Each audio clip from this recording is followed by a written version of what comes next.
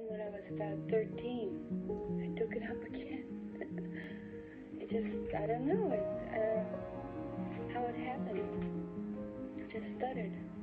Sometimes if I'm very nervous or excited or something, I stutter. In fact, one time they were doing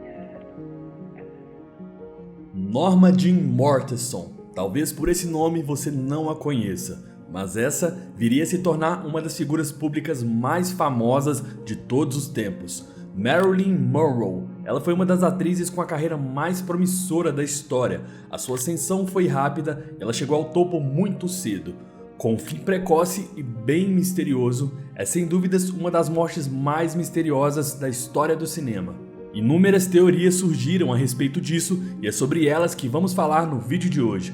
A história de vida e as teorias em volta da morte de Marilyn Monroe.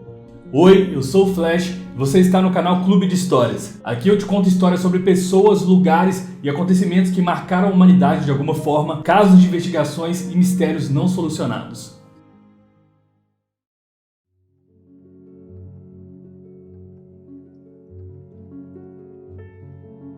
A vida de Norma Jean Mortenson foi cheia de lutas, até mesmo antes de nascer, pois sua mãe, Gladys Becker, tinha dúvidas sobre quem seria o seu verdadeiro pai.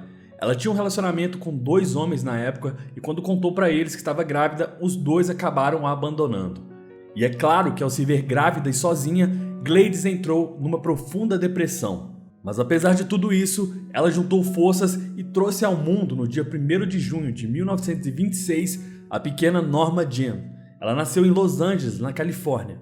Quando Norma Jean fez apenas 1 ano, sua mãe tinha que cumprir o horário no serviço porque seu emprego estava em risco, então ela deixou Marilyn com um casal que era vizinho da sua mãe. Um belo dia, a avó de Marilyn, Della Monroe, bateu na porta do casal querendo ver sua neta e pediu um copo d'água. Quando a moça que tomava conta da criança foi buscar água, ela voltou e viu a avó da criança tentando sufocá-la com um travesseiro. A polícia foi chamada e Della foi encaminhada para um hospital psiquiátrico. Em seus dias de folga, Gladys costumava pegar sua filha e passar o dia com ela. Marilyn, em sua biografia, relatam que eram dias repletos de alegria em suas memórias. E assim foi a vida de Norma Jean Mortenson até seus 7 anos de idade, quando Gladys, com muito trabalho, conseguiu juntar dinheiro e ter a guarda total de sua filha, levando para morar com ela. E então, dias de alegria surgiram. A pequena Norma Jean ficava intrigada com uma foto que tinha na parede da sua casa. Sua mãe relutou durante muito tempo, mas depois acabou contando que aquela foto se tratava do pai da Norma. O nome dele era Martin, mas a sua mãe contou que o homem já havia morrido. E essa foto foi muito marcante para aquela criança, pois ela achou seu pai muito bonito e semelhante ao ator Clark Gable, que fazia muito sucesso no cinema naquele tempo. Ela chegou inclusive a se gabar para os seus colegas de escola, dizendo que era filha do próprio Clark Gable. Um tempo passou e as dificuldades persistiam na família. Sua mãe, para ajudar na renda, passou a alugar alguns cômodos da casa. E uma dessas pessoas que alugou um cômodo era Grace Make. A tia Grace era muito importante na história da pequena Norma Jean, porque do lado de Grace, Norma Jean se sentia muito feliz e em paz. Elas iam no cinema todo fim de semana e ali começava o incentivo da tia Grace, que disse à pequena Norma que sentia que ela se tornaria uma mulher muito bonita e bem-sucedida.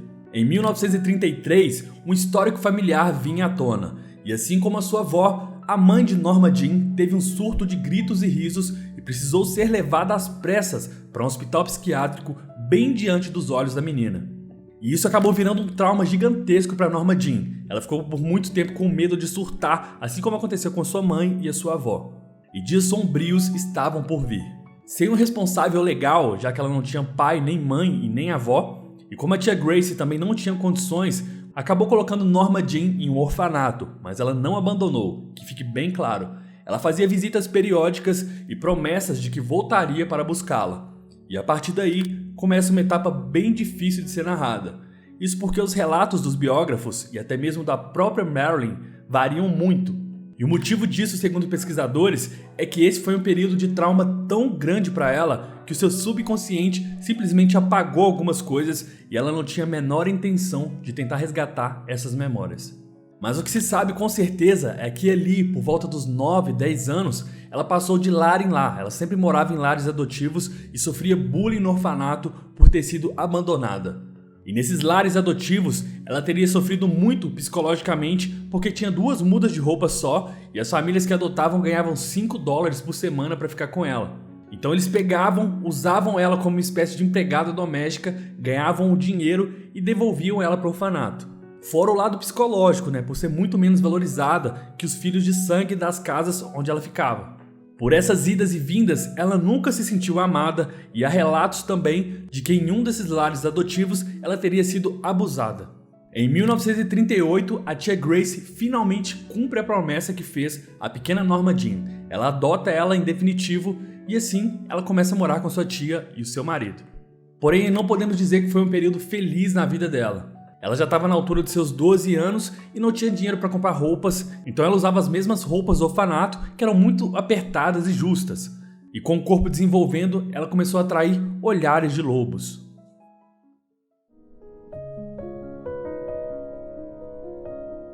Em 1941, o marido da tia Grace quis se mudar de Los Angeles por motivos financeiros e por isso não queria levar Norma Jean.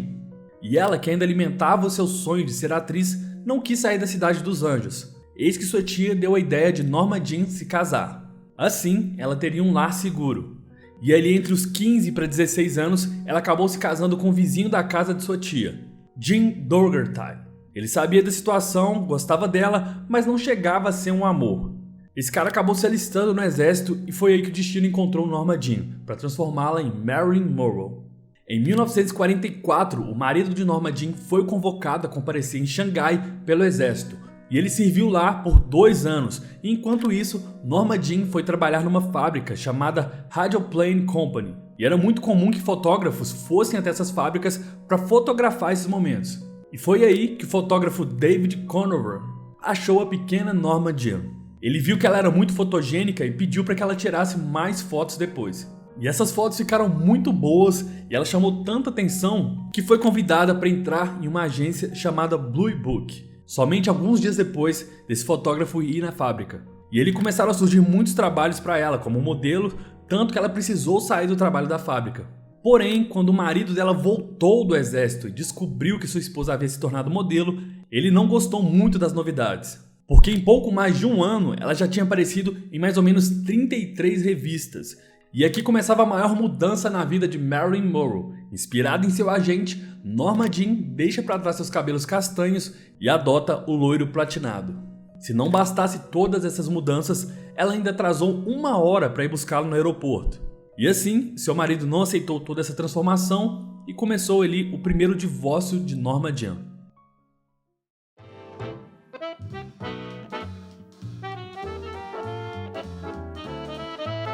A agente de Norma Jean já brilhava os olhos com a facilidade que ela demonstrava frente às câmeras e já imaginava que ela poderia estrelar nos cinemas. Como já haviam boatos que o dono de outra produtora, já renomada, estava atrás de Norma Jean, foi usando desse artifício que ela conseguiu um teste na Century Fox. Ela mandou muito bem no teste dela e foi chamada pelo presidente da Fox para uma entrevista. O presidente, apesar de ter gostado muito dela, sabia que ela ainda estava muito crua para o mercado. Ela não tinha nome artístico, nem uma persona, nem um personagem. E conversa vai, conversa vem, ele fala para Norma que ela lembrava muito a sua ex-esposa, de nome Marilyn Miller. E adotando o sobrenome de solteira de sua mãe e de sua avó, surgiu o nome Marilyn Monroe. Depois de assinar esse contrato com a Fox de $75 por semana, Marilyn Monroe se mudou para um apartamento para morar sozinha. O problema é que não estavam surgindo tantos trabalhos assim, e a grana foi começando a apertar. E mais uma vez ela se viu sozinha. E depois de fazer vários testes, ela finalmente foi chamada para um filme de 1948, chamado Escuda Ru, Escuda Rei. E se você acha que agora sim ela decolou na carreira e começou a fazer muitos filmes, você está completamente enganado. A vida nunca foi fácil com Marilyn, e ela teve quase todas as cenas em que aparecia no filme cortadas, só acabou sobrando uma muito rápida mesmo. Então a situação era a seguinte, ela não conseguia papéis grandes e o que ela conseguiu foi cortada. Vendo isso, a Fox cancelou o contrato dela.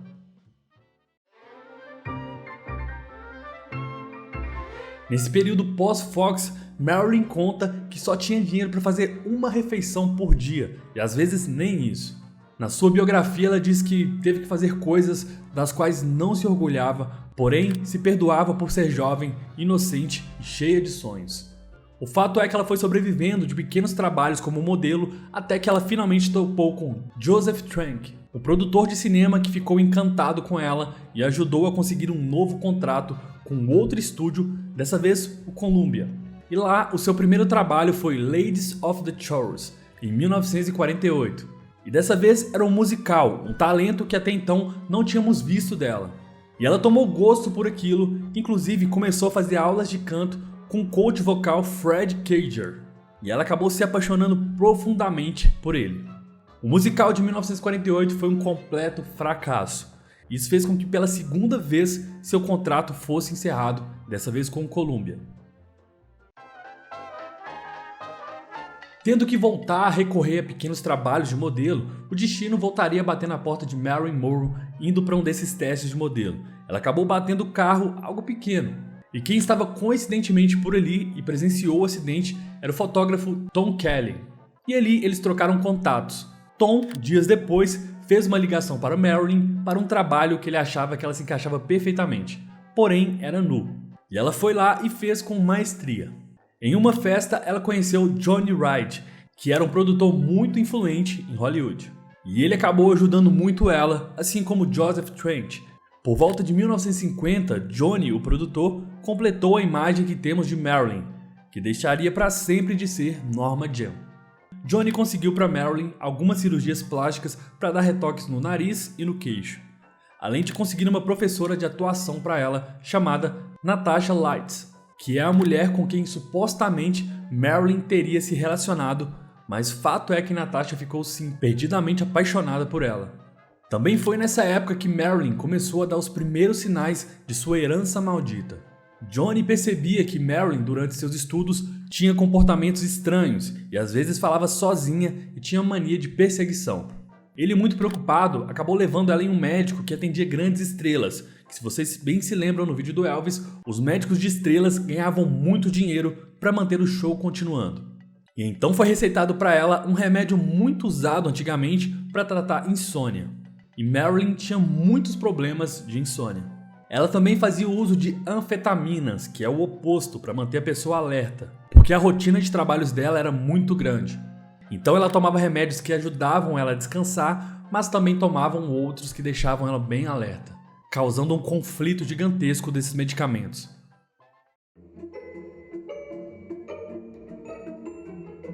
Em 1950, Marilyn conseguiu um papel no filme The Asphalt Jungle, que foi traduzido como O Segredo das Joias. E também em 50 ela participou de um filme que traria visibilidade do mundo todo para ela, que ficou conhecido aqui no Brasil como A Malvada. Esse foi um filme muito famoso que teve 14 indicações ao Oscar. Inclusive foi um recorde de indicações, só perdendo para Titanic quase 50 anos depois, em 1997. Mas ainda nada de protagonismo para a pequena Norma. O primeiro filme que ela ganhou destaque foi em 1952, Almas Desesperadas. E ali ela mostrou que não servia só para fazer o papel de loira bonita e sexy. Ela fez um papel de uma babá que surta e fica o filme todo querendo ou pular da janela ou querendo tirar a vida da criança. E ela fez muito bem esse papel, tanto que chamou a atenção dos executivos que estavam fazendo o filme, que eram da Fox. E aí recontrataram ela, com a premissa de que eles não queriam que ela fizesse papéis sérios. E aí começaram a jogar ela pra fazer papel de comédia, de loura burra, essas coisas assim, bem pejorativas. Simplesmente porque vendia mais. E foi também por volta de 1952 que as pessoas começaram a notar que uma modelo que aparecia em um calendário nua era muito semelhante a Marilyn. E isso fez com que o calendário explodisse de vendas. Além da semelhança, o calendário levava o nome da modelo Mona Monroe. E isso se tratando de 1952, a mulher tinha que ser toda certinha, recatada e do lar, e de repente o mundo todo tinha acesso às fotos de uma atriz famosa nua. E quando isso chegou aos ouvidos dos executivos da Fox, o emprego dela ficou meio que na corda bamba, pois uma polêmica dessa magnitude poderia significar uma baixa na venda de filmes. Mas pela primeira vez na sua história, vamos ver Marilyn saindo por cima. No dia seguinte desse escândalo, ela já tinha uma entrevista marcada para falar sobre a vida dela, próximos trabalhos e etc. E é claro que isso mudou completamente de figura, mas ao invés de cancelar, ela foi lá e bateu no peito, assumiu que era ela sim nas fotos, que na época ela estava passando fome, foi chamada e por isso aceitou. Mas ao contrário do que se esperava, tiveram uma enorme empatia por Marilyn e isso fez com que ela finalmente estourasse. Logo em 53, ela já fez alguns filmes clássicos, dentre eles Niagara, ou Torrentes da Paixão, Gentlemen Prefer Blondes, Os Homens Preferem as Loiras. E esse filme fez com que ela ganhasse a sua marca na calçada da fama. Inclusive é nesse filme que ela aparece com aquele famoso vestido rosa que foi homenageado pela Madonna anos depois. Em 55, ela protagonizou o filme O Pecado Mora ao Lado, que provavelmente é a primeira imagem que vem quando falamos de Marilyn Monroe. Aquela cena clássica com seu vestido branco voando. Enquanto a sua vida profissional decolava, a sua vida amorosa declinava. Foi nessa época que ela passou por mais um divórcio, a essa altura com Joey DiMaggio. Ele odiava toda aquela tensão e era muito enciumado. Mas Joey vai vir a ser uma figura importante nessa história ainda. Pois bem, Marilyn, um tempo depois disso, veio a ter um caso com Marlon Brando e Frank Sinatra. E com a fama, ela começou a ter o poder do não. Ela ficava triste por só fazer papéis de loura burra, e quando foi escalada pela Fox para fazer o filme How to Be Popular, ela negou e por isso a Fox rescindiu novamente o contrato com ela. Mas dessa vez não deixaram ela com uma mão na frente e outra atrás. Ela se reergueu abrindo seu próprio estúdio, Marilyn Monroe Studios, com seu amigo e fotógrafo Milton Green. Esse cara é o fotógrafo que tirou as fotos mais famosas dela. Tempos depois, ela se casa novamente com Arthur Miller, um autor muito conceitual, e ela sem papas na língua falava muito na imprensa coisas do tipo: ele é um intelectual, não estaria comigo se eu fosse só uma loira burra. Com o passar dos anos, como é de se esperar, seu corpo havia se acostumado com os medicamentos, o que a tornou uma dependente, pois as doses para fazer efeito precisavam ser cada vez mais altas. E isso começou a gerar problemas nos sets de atrasos, esquecer falas e coisas do tipo. Durante as gravações de um filme, ela teve um ataque de pânico muito grande, começou a chorar e não conseguia sair do camarim. Não se sabe bem ao certo o que causou isso, mas a imprensa noticiou que foi porque nessa época ela estava tentando ter filhos com seu atual marido, Arthur Miller. Mas infelizmente ela não conseguiu, ela perdeu algumas gestações e isso foi ferrando cada vez mais o psicológico de Marilyn. Ela foi ficando cada vez mais dependente de álcool e dos famosos remédios, e também tem uma história de que ela teria achado um diário do seu marido onde ele se dizia muito chateado com o casamento, e isso a deixou ela em cacos em 1958. No mesmo ano, ela começou a produção de um filme chamado Some Like It Hot, que é a produção mais problemática de sua carreira, pois no começo das gravações ela descobriu outra gravidez. Com medo de perder, ela quis parar a produção e só repousar. Mas seu marido a convenceu de que isso não era necessário. E ali ela já estava muito perdida. Tem um relato famoso de que ela teve que gravar 47 vezes para acertar uma fala de 3 palavras. E no meio da gravação, ela infelizmente perdeu de novo a gravidez. E isso gerou uma briga muito séria no seu casamento, porque ela quis repousar e o seu marido ficou muito triste com isso, falando para ela poder trabalhar. Mas apesar dos problemas, esse foi sem dúvidas o filme mais famoso da sua carreira, chegando a render vários prêmios a ela. Mesmo com a briga no seu casamento, Marilyn decidiu tentar fazer as coisas darem certo, e seu marido acabou escrevendo um roteiro de um filme que saiu em 61, onde ela atuou ao lado de Clark Gable, aquele que ela achava que era o seu pai. E a carga emocional de Marilyn não ia ficar mais fácil por isso, pois Clark Gable, aquele que ela considerava como um pai para ela, pelo menos na imaginação, acabou falecendo antes do lançamento do filme, e ela acabou sentindo muito essa perda. E com toda essa carga extremamente pesada, ela resolveu se internar no hospital e tentar se tratar de tudo isso, pois o que ela menos queria era terminar como a sua mãe. Porém, a política de um hospital psiquiátrico nos Estados Unidos é bem a que a gente costuma ver nos filmes ou séries. Não dá pra confiar em um paciente, então trataram ela muito mal, e ela deu um escândalo lá dentro e exigiu uma ligação. Ela ligou pro Joey, o seu antigo marido, que conseguiu tirar ela do hospital. E isso tudo naquele período, entre 1960 e 1961. Também foi nessa época que ela teve um caso muito famoso com John Kennedy, ex-presidente dos Estados Unidos. Essa relação foi muito polêmica, tendo até envolvimento em teorias sobre o fim da sua vida. Em 1962, Marilyn começou a produção do seu último filme, Something Got to Give. Mas nessa época, Marilyn estava mal, mas bem mal mesmo. Ela não tinha a menor condição de trabalhar. Usava em excessos remédios misturado com álcool. Inclusive teve o icônico episódio, no aniversário do presidente, onde ela canta com a voz bem estranha e a fala mole. Happy birthday Em maio de 62, a produção do filme teve que ser cancelada e só tinha planos para voltar em agosto. Mas não foi possível, porque entre os dias 4 e 5 de agosto de 62, Marilyn foi encontrada sem vida em sua casa, nua, com o telefone ao lado de vários frascos de remédios e sozinha.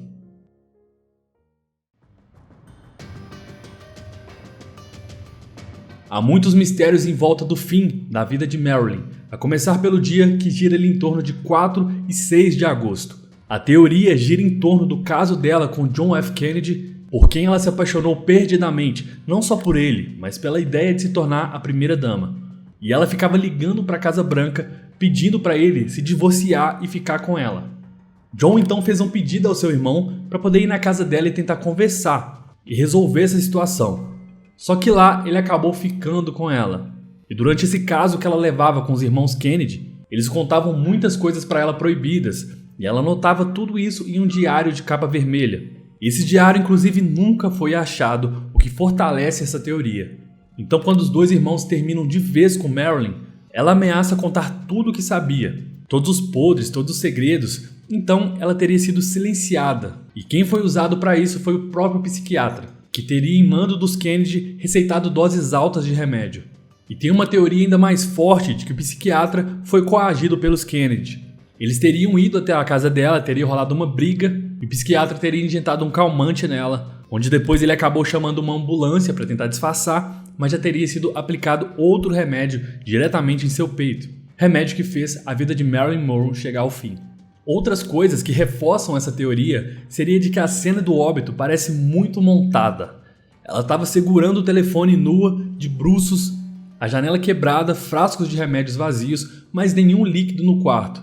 Inclusive, um dos policiais responsáveis pela investigação afirmou que de fato a cena era muito estranha e parecia realmente ter sido montada. Outra hipótese teria sido que ela tirou a própria vida tomando remédios de forma acidental ou proposital. Existe uma teoria que a Marilyn estava desesperada por atenção, então ela começou a tomar remédios para dormir, mas ligava sempre para alguém que a socorria. E isso eram episódios isolados. Quando ela passava por um baque muito grande e não conseguia dormir, ela tomava doses tão grandes do remédio e que uma dessas vezes não deu tempo de ligar para ninguém. O remédio teria efeito muito rápido, o que fez com que ela falecesse. No laudo oficial consta uma overdose pelos sedativos, que teriam parado seu sistema respiratório. E essa evidência é muito forte por terem frascos de remédios vazios datados de 10 dias antes de sua morte no criado mudo. Outra teoria que ronda esse misterioso caso é de que a máfia teria acabado com a vida dela. O rumor fala que a máfia teria conseguido o primeiro papel de Marilyn no cinema e que ela tinha um caso com um assistente de Giancana, um poderoso mafioso. Mas a pedido do gangster e dos Kennedy, 5 mafiosos teriam tirado a vida da atriz, introduzindo calmantes no seu corpo. Mas e para você, o que de fato teria tirado a vida de Marilyn Monroe? Você acredita em algumas dessas teorias? Deixa aqui nos comentários.